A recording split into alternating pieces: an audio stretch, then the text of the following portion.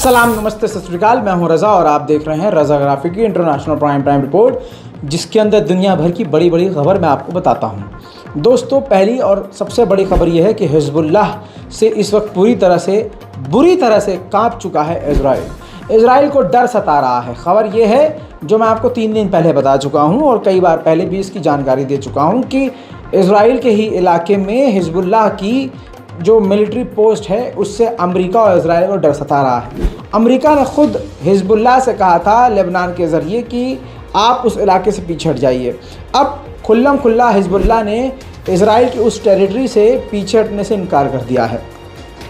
साफ कह दिया है कि जहां हमारी मिलिट्री पोस्ट मौजूद है वो वहीं रहेगी, हम पीछे नहीं हटेंगे। अब इसके अलावा जो इजराइल की मिलिट्री है, ये दूसरी खबर है, ध्यान सुनिए। इजराइल की मिलिट्री को हिजबुल्लाह का डर सता रहा है। इजराइल की मिलिट्री को जब से पता चला है कि उसके इलाके में, इजराइल के क्षेत्र में हिजबुल्लाह मौजूद है, इजराइल की मिलिट्री 24 घंटे परेशान है। क्योंकि एक ही हफ्ता पहले, अभी एक हफ्ता पूरा भी नहीं हुआ है, हिजबुल्लाह ने इजराइल के एक ड्रोन को पकड़कर ज़मीन पे उतार लिया था। इसकी वजह से भी इजराइल की सिक्योरिटी काफ़ी ख़तरे में आ गई है। वहीं नेतन्याहू को अपना डर और अपनी ज़िद सता रही है, क्योंकि नेतन्याहू को अभी अमेरिका ने इनवाइट नहीं किया है। तो अब बाइडेन प्रशासन से खुल्ला नेतन्याहू ने नाराज़गी जताई है कि आखिरकार ऐसी कौन सी वजह है जिसकी वजह से अभी तक अमेरिका ने मुझे इनवाइट नहीं किया है व्हाइट हाउस में। उधर दोस्तों, इस्लामिक जिहाद के लीडर ने बताया है कि वेस्ट बैंक में जो लड़ाके हैं उनकी मदद ईरान लगातार कर रहा है। एक तरह से ईरान का शुक्रिया इस्लामिक जिहाद ने किया है। इजराइल की दादागिरी और आगे बढ़ चुकी है। इजराइल के गुंडागर्दी की सरकार ने मस्जिद अल अक्सा के जो इमाम हैं उनको ट्रैवल करने से बैन कर दिया है। अब वो फ़िलिस्तीन से बाहर कहीं भी नहीं जा सकते। इसके अलावा इजराइल वेस्ट बैंक के इलाके में America, Germany, France, Britain, UN, साथ ही यूरोपीय यूनियन और यूएन के मना करने के बावजूद वेस्ट बैंक के इलाके में बिल्डोज़र से मकानों को फ़िलिस्तीनियों के तोड़ रहा है।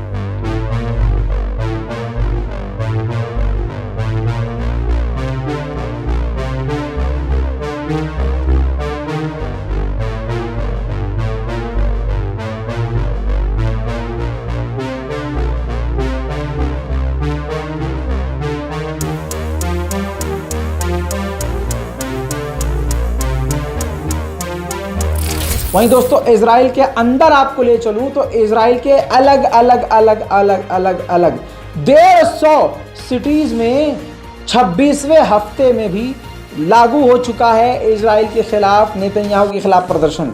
26 अलग शहरों में यहूदी नेतन्याहू के खिलाफ उतरकर सड़क पर प्रदर्शन कर रहे हैं। तस्वीरें दिखा रहा हूं सबूत के लिए।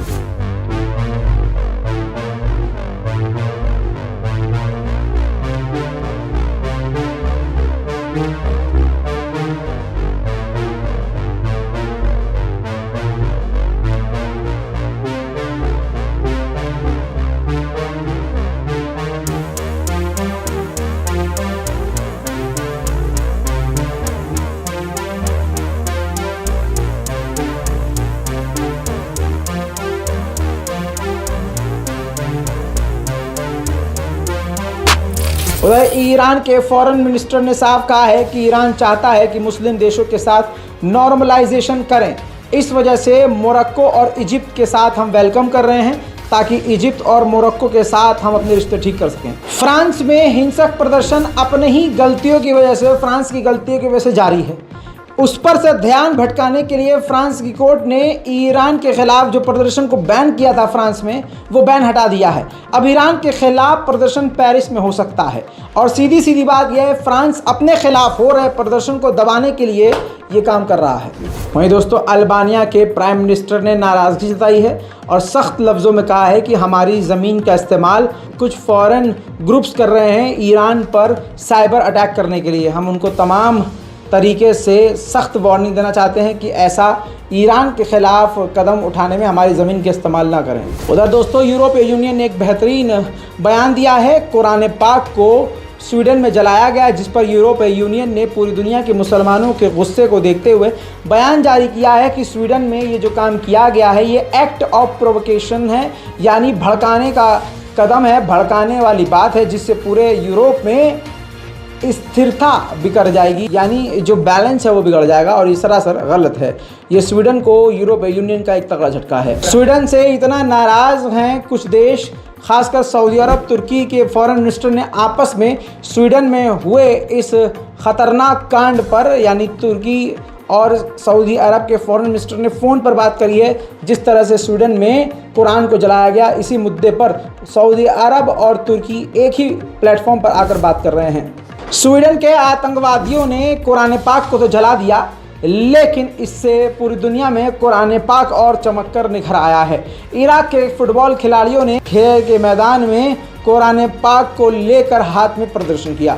التفاتة طيبة من الطاقم التحكيمي من محمد طارق أحمد والمساعدين، رفع المصاحف القرآن الكريم أمام الشاشة لتوصل الفكرة للحادثة الأخيرة اللي حصلت بالسويد। IMF ने ऑर्डर दे दिया है $3 बिलियन पाकिस्तान को देने का। इस पर IMF का शुक्रिया अदा करने के बजाय पाकिस्तान ने चीन की वाहवाही करी है और कहा है कि चाइना ने ही पाकिस्तान को कंगाल होने से बचाया है। श्रीलंका के हालात पहले से बेहतर हुए हैं, जिस पर श्रीलंका के विदेश मंत्री ने भारत और चीन को ज्ञान दिया है। श्रीलंका के विदेश मंत्री ने भारत और चीन को संदेश दिया है कि अपने आपसी मतभेद को मिलकर बैठकर निपटा लें, क्योंकि उन दोनों के टकराव से आसपास के देशों को काफ़ी, यानी चीन के पड़ोसियों को और भारत के पड़ोसियों को, चीन और भारत के आपसी टकराव से तमाम अड़ोस पड़ोस के देशों को काफ़ी नुकसान होगा। फ्रांस में 70 साल के एक युवक को कत्ल कर दिया गया, सिर्फ ट्रैफिक लाइट है उसको जम करने की वजह से। इसी वजह से पूरे फ्रांस में हिंसक प्रदर्शन हुए। 200 से ज़्यादा दुकानों को लूट लिया गया है, सैकड़ों दुकानों को आग लगा दी गई है। उधर इमैनुअल मैक्रोन जर्मनी जाने वाले थे, वो पोस्टपोन हो गया है। पूरे फ्रांस में इस वक्त आग लगी हुई और भारत के हिंदुत्व के आतंकवादी और संघी जो न्यूज़ रिपोर्टर हैं वो लगातार मुसलमानों को ब्लेम कर रहे हैं कि मुसलमानों ने वहाँ पर ऐसा प्रदर्शन किया है, जबकि हकीकत ये है कि रैसिज्म वहाँ हमेशा से है। काले लोगों को मारना, कभी मुसलमानों को मारना, कभी दूसरे समुदाय के लोगों को मारना फ्रांस में होता है और इसके खिलाफ हिंसक प्रदर्शन हमेशा से जारी रहा है। दोस्तों, एक ट्वीट आपको दिखाने वाला हूं, फर्जी ट्वीट पर कैसे हिंदुत्व के आतंकवादी और ख़ासकर संघ समाज की ये भाजपा जो है खुश होती है। आइए मैं दोस्तों दिखाता हूं मोदी सरकार का प्रोपेगेंडा। नेशनल प्राइम टाइम का ही एक मुद्दा समझ लीजिए, ये ध्यान से देखिए। फ्रांस में दंगा हुआ है तो एक फ्रांसीसी और जर्मन कहा जा रहा है कि मिनिस्टर हैं, जिन्होंने एक ट्वीट किया है जिसमें लिखा है कि भारत को योगी आदित्यनाथ को फ्रांस भेजना चाहिए ताकि वहाँ जो दंगे हो रहे हैं 24 घंटे में उसको कंट्रोल किया जा सके। योगी आदित्यनाथ को प्रोफेसर एन जॉन काम ने, जी हाँ, वो किया है, मेंशन किया है। इसके बाद गोदी मीडिया पूरी तरह से पागल हो गया, 24 घंटे लगातार जो है उनके ट्वीट को दिखाने लगा। उसके बाद योगी आदित्यनाथ के Twitter account, official Twitter account से भी फर्जी ट्वीट को शेयर किया गया और योगी आदित्यनाथ भी कितनी फर्जी खुशी में खुश हैं यहाँ समझिए। योगी आदित्यनाथ ने दिखाया है बोल करके, हाँ भाई, ट्वीट को रिट्वीट किया कि देखो जी हमारी दुनिया में कैसी तारीफ हो रही है, लेकिन हकीकत क्या है मैं आपको बताता हूँ। ये देखिए गोदी मीडिया ने क्या ट्वीट और क्या रिट्वीट किया और क्या न्यूज़ चैनल पर दिखाया गया। सीएम योगी को 24 घंटे के भीतर फ्रांस भेजा जाए। दंगे की आग में जल रहे देश को बचाने के यूरोपियन डॉक्टर ने ट्वीट करके मांग करी। अब ये योगी आदित्यनाथ के साथ वो जो डॉक्टर है उसकी तस्वीर आपको दिखा रहा हूँ, ध्यान से देख लीजिए, ये वही डॉक्टर है। अब आपकी आंखों से मैं एक फर्जी पर्दा भारतीय जनता पार्टी का, योगी आदित्यनाथ के झूठ का और प्रधानमंत्री मोदी जी के झूठ का उठाने वाला हूं। ध्यान से देखिए, ये जो बंदा बताया जा रहा है प्रोफेसर एन जॉन कैम, ये एरा गैरा नहीं बल्कि डॉक्टर नरेंद्र विक्रमादित्य यादव है। हाँ, शौक लगा?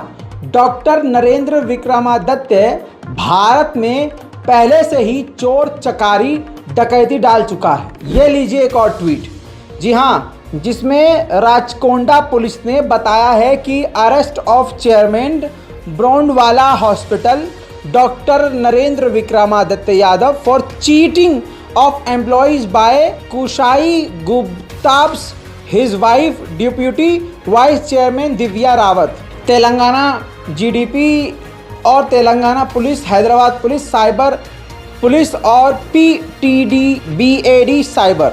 आप देखिए मेंशन सबको किया हुआ है। बस मैं आपको दिखाना चाह रहा हूँ कि ये भारतीय मूल का व्यक्ति है जिसका नाम नरेंद्र विक्रमादित्य यादव है।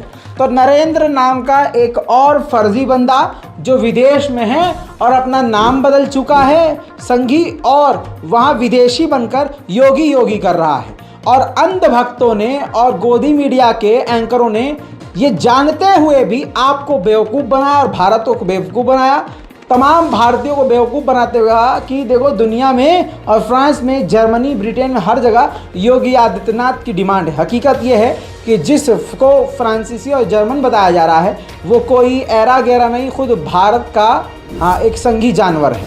हद ये है कि जैसे भारत में मणिपुर जल रहा है और मोदी जी कभी मेट्रो में कभी कहीं घूमते हुए नजर आ रहे हैं, ठीक वैसे ही फ्रांस में आग लगी हुई है और इमैनुअल मैक्रोन एक कंसर्ट में अपनी बीवी के साथ ठुमके लगाते हुए देखे जा रहे हैं, जिस पर उनकी खुलकर आलोचना हो रही है।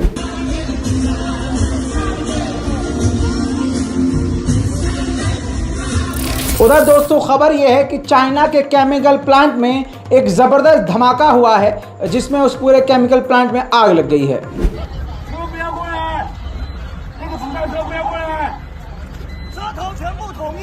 वैसे तो अमेरिका से चीन बात नहीं कर रहा है, लेकिन चीन ने अमेरिका के सर में दर्द करने के लिए एक और बड़ा कदम उठाया है, जिसमें चाइना की मिलिट्री डेलीगेशन यूके और फ्रांस से बात करने के लिए यूके और फ्रांस पहुंची है। उधर ताइवान ने अब जानकारी दी है कि जापान और ताइवान यानी हमारे बेहद करीब रशिया की वॉरशिप एक बार फिर से नजर आई है। दुनिया की तमाम बड़ी बड़ी खबरों में आज और अभी के लिए इतना ही है। इस रिपोर्ट को शेयर कीजिए, चैनल को सब्सक्राइब कीजिए। मैं हूं रज़ा और आप देख रहे हैं रज़ाग्राफी। जय हिंद।